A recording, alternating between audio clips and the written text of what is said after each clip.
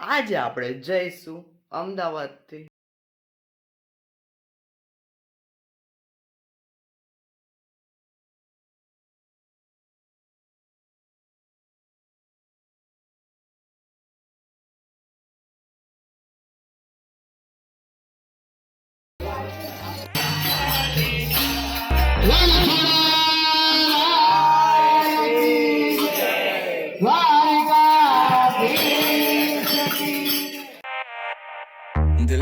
Hey guys, welcome back to the brand new vlog में आप सभी लोगों का स्वागत करता हूँ। आज આપણે જઈશું અમદાવાદથી ડાકોર જવા માટે અહીંયાથી બસમાં જઈશું। બસ બહુ જ ડિટેલમાં છે। આગળ જેમ જેમ જોશો ને તમે એમને તમને ખબર પડશે કેવી મજા આવે છે। કેવી એટલે કેવી બહુ જ મજા આવશે। તમે ખાલી વ્લોગને એન્ડ સુધી જોજો, બહુ જ મજા આવશે। અહીંયાથી પહેલાં અમે બસમાં અમદાવાદથી ડાકોર જઈશું, પછી ત્યાંથી જો ટાઈમ હશે તો ગલતેશ્વર જઈશું। બસની રાહ જોઈ રહ્યા છીએ।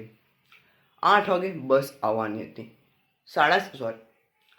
અત્યાર સુધી અમે બસની રાહ જોઈ રહ્યા છીએ। 7:30 વાગ્યાની બસ આવવાની હતી, અત્યારે 8 વાગી ગયા છે, તો પણ બસ હજી સુધી નથી આવી। સમજો છો, બહુ જ લેટ કર્યું છે। કોઈ વાત નહીં, કંઈ પણ વાંધો નહીં, મળશું અમે બસના રાહ જોઈએ। બસમાં બેસીશું ત્યારે તમને મળીશું, કેવી મજા આવશે। હા, થોડોક અવાજ વધારે હશે તો થોડુંક સહન કરી લેજો। ચલો મળીએ, બહુ બકવાસ થઈ ગઈ, હવે ડાયરેક્ટ બસમાં।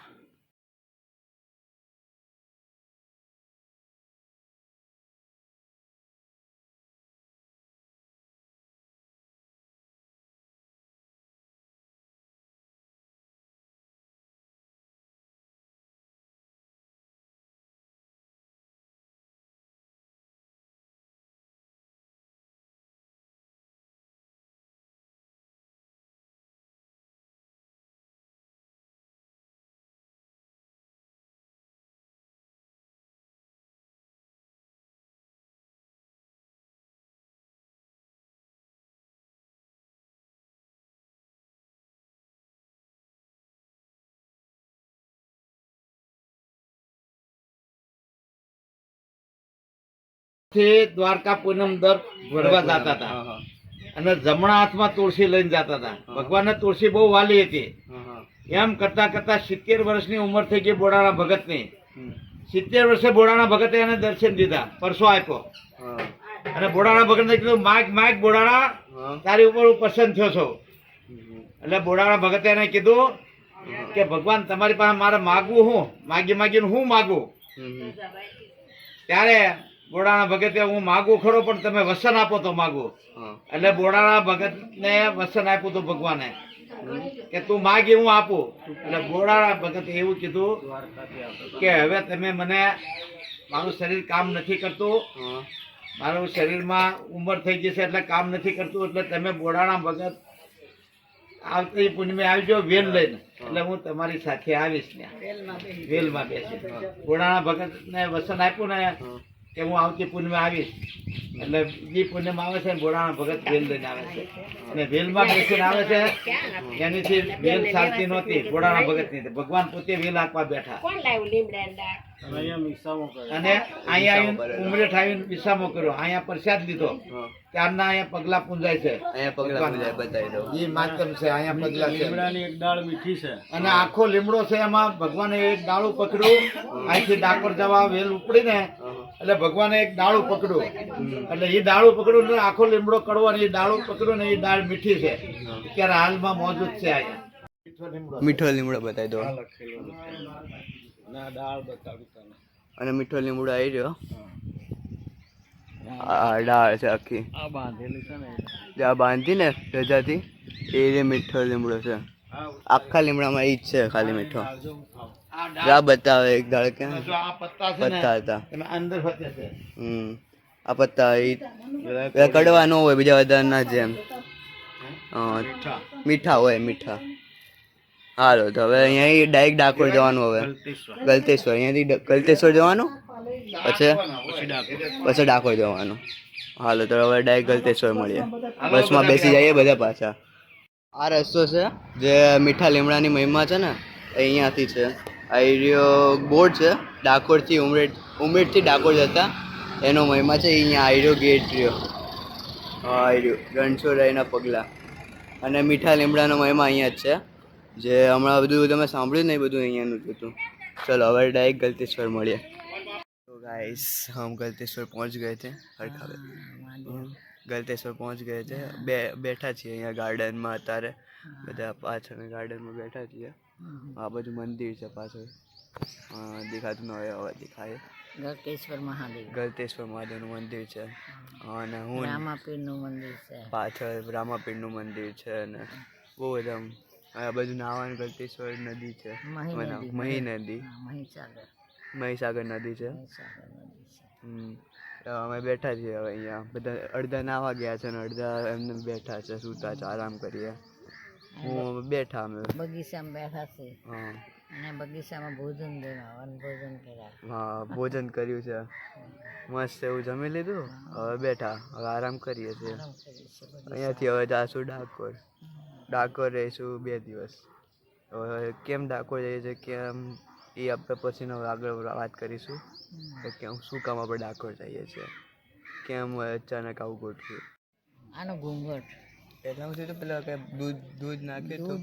આ દૂધ ચડાવતા ત્યાં નહીં હતું, ક્યાં નહીં હતું, હા ઉટડિયા મહાદેવ નીકળે છે. એનો મહિમા છે મંદિર છે ને. મોહમ્મદ દેગડાએ તોડી નાખ્યું છે. જો હા મોહમ્મદ દેગડાએ ઉપરની ટોચ તોડ નાખી હતી. ઉપરની ટોચ તોડ નાખી હતી, ખંડિત કરી નાખ્યું હતું મોહમ્મદ દેગડાએ. પહેલા ટોચ દેખાય છે, નવો પથ્થર દેખાય સોમનાથ. હા નવો પથ્થર ડિઝાઇન હશે જો. સોમનાથે ખંડિત કર્યું ને આ ખંડિત કર્યું. આનો ખંડિત કરી નાખ્યું પાછું શું કર્યું. પછી આ આપણી સરકાર આ પછી બનાવે ને પાછું. હમણાં જ બનાવ્યું હજી તો કરતા લગી ખંડિત જ હતું ને આવતા 2-3 વર્ષથી સારું કર્યું ને. સોમનાથ મંદિર આપણું સૌરાષ્ટ્રનું એ ખંડિત કર્યું હતું. એ તો 3-4 વખત પાડી દીધું ને 3-4 વખત બંધ. તું નહોતો આવ્યો ને દ્વારકા મારે ત્યાં તમે ઘણી વાર બેઠા. દ્વારકા ગયા ત્યારે ને પાછું સોમનાથ પાછું ગોઠવો. પાછું મારા ભગવાન ગોઠવે એ માંડ આવ્યા ક્યાં એ પેલા બાવા હતા એટલે ધૂપકા ખાવાના બહુ નદીમાં નાતા. મહીસાગરમાં તણાઈ જાય તાણ હોય એટલું. આ કહું છું કે પાણો નહોતો દેખાય એટલું સમુદર ભરેલું હતું. આમ પહેલા આવતા મહીસાગર એટલે સાગર સમુદર ભરેલું. અહીંયા ખખડાટ નદી આમ વહી જતી. ત્યાં જઈને તો ઉતારીએ સીન અંદર અમે જઈએ એટલે જમીનમાં અમે જાતા રહેતા ઉતારી જઈશું.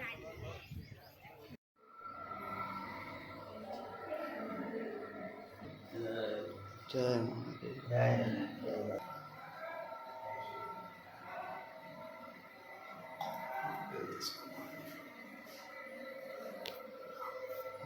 હા ઉતરી હાલો જઈએ હવે. ચલો હવે જઈએ ઉપર, પછી બેઠીએ ઘડી, પછી જઈએ, પછી નીકળીએ. હા હું નદી નામ શું છે? મહીસાગર નદી. મહીસાગર નદી છે. એક નદી આ બાજુથી આવે છે, આ બાજુથી જ આવે છે એક નદી. એક નદી પાછળથી આવે છે અને એક ત્રીજી નદી જે બને છે મહીસાગર નદી. એટલે ત્રિવેણી સંગમ કહેવામાં આવે છે.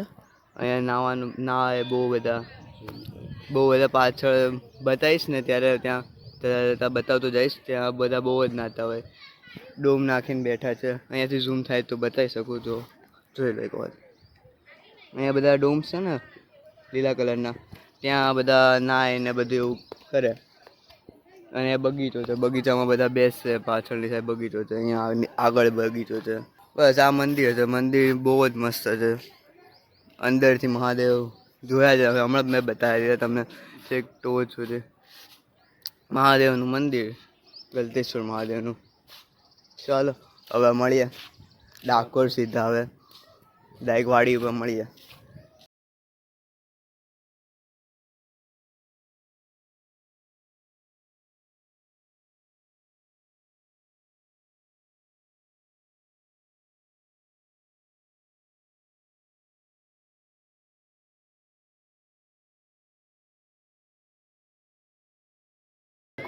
ડાકોરે વાડી રાખી છે, ત્યાં રહીએ છીએ. ત્યાં આખી રાત ભજન થવાના છે.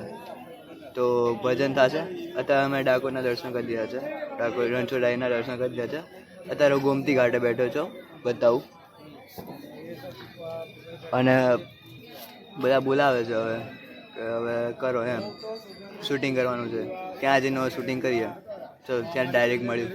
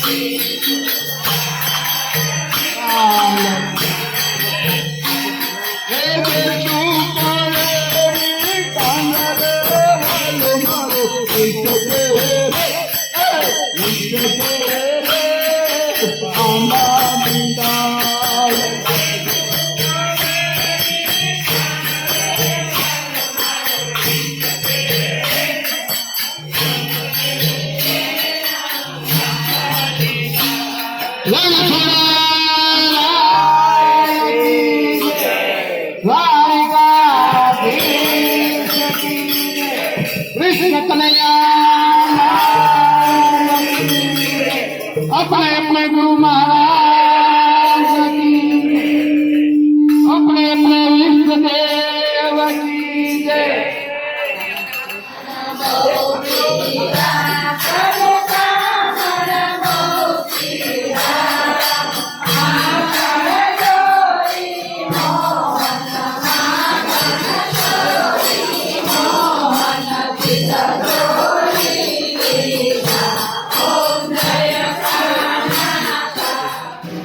તો ગાઈસ તમે જોઈ જશે કેવી મજા આવી, મને પણ મજા આવી અને લોકોને બધાને જોઈને આનંદિત થઈ ગયા. શું કીર્તન ગાયા છે, કેટલું ભજન ગાયા છે, મજા આવી. મેં તો જમી લીધું છે, બીજા બધા જમે છે તારે એ બધા જમી લેશે, પછી અરાઉન્ડ 10 વાગે પાછું ચાલુ થશે ભજન ને બધું. તો ત્યારે ફરીથી તમને કનેક્ટ કરીશ, પણ ત્યારનો વ્લોગ કેમેરામાં થશે. એ સેટઅપ એકવાર તમને એકવાર બતાવી દઈશ વિડીયો કરી. મસ્ત સેટઅપ છે, મજા આવી જશે, તમને પણ જોવાની મજા આવી જશે. કદાચ હું એનો વિડીયો અલગથી પણ મૂકીશ, એટલે જોજો. એમાં સ્પેશિયલ વર્ઝન જ હશે, તો જોતા રહેજો, કનેક્ટ કરજો. અને આગળથી કાલે ધજા પૂંજન છે, ડાકોરમાં ધજા ચડાવવાની છે, એટલે એની પૂંજન છે, બ્રાહ્મણોને જમાડવાનું છે. એટલે કાલે બહુ બધું કામ છે, સવારથી લઈને સાંજ સુધી, બપોરે 2 વાગ્યા અરાઉન્ડ સુધી છે. એટલે તમે જોડાઈ રહેજો. આજનો બ્લોગ બસ ભજન પતે, રાતે સુવા જઈએ ત્યાં સુધીમાં કનેક્ટ કરી નાખીશ. તો બાય.